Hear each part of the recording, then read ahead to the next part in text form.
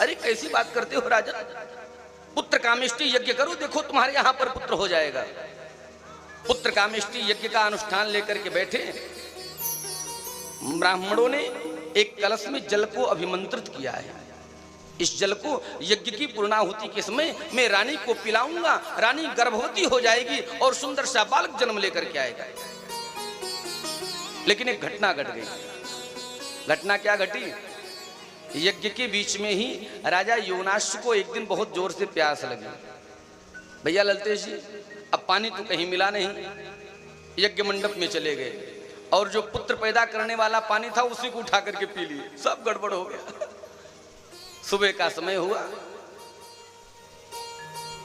वशिष्ठ महामुनि आए। वशिष्ठ जी ने देखा, अरे भैया ये जो कलश में जल था, जो ब्राह्मणों के द्वारा अभिमंत्रित जल था, वो जल कहाँ गया? लोगों से पूछा गया। लोगों ने कहा महाराज हमको नहीं पता। ये बात जैसे राजा योनाश्व के कानों में गई है। योनाश्व बेचारे डरते डरते हाथ जोड़ करके आए, सरकार गुरुदेव मैं क्षमा चाहता हूँ, रात्रि में प्यास बहुत लगी थी, जल के अभाव में मैंने कलश का जल उठा करके पी लिया। वशिष्ठ जी ने कहा राजन तुमने सब गड़बड़ कर दिया। क्या हुआ?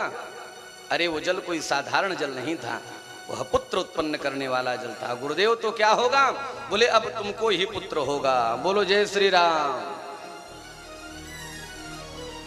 राजा योनाश को बड़ी चिंता हुआ। समय बीतता गया, योनाश का पेट बढ़ने लगा, लेकिन अब बालक कैसे हो? पेट को चीरा गया है और उसमें से बड़ा दिव्य एक पुत्र निकल करके आया है, जिस पुत्र का नाम है मानधाता।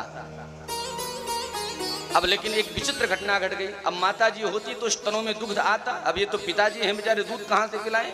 इंद्र आए हैं और इंद्र ने अपनी तर्जनी उंगली उस बच्चे के मुख में डाला, तर्जनी उंगली में से ही दूध निकलने लगा और बच्चा आनंद के साथ में पी रहा है। नाम पड़ गया मानधाता।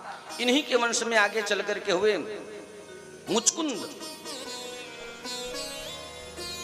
और इन्हीं के वंश में आगे चल करके हुए त्रिवंदन, और इन्हीं के वंश में आगे चल करके हुए महाराज राजा त्रिशंकु। कौन नहीं जानता है? जिनके मुख से जिनके मुख के लार से निकली हुई एक नदी बनकर के तैयार हुई, जिस नदी का नाम है कर्मनासा।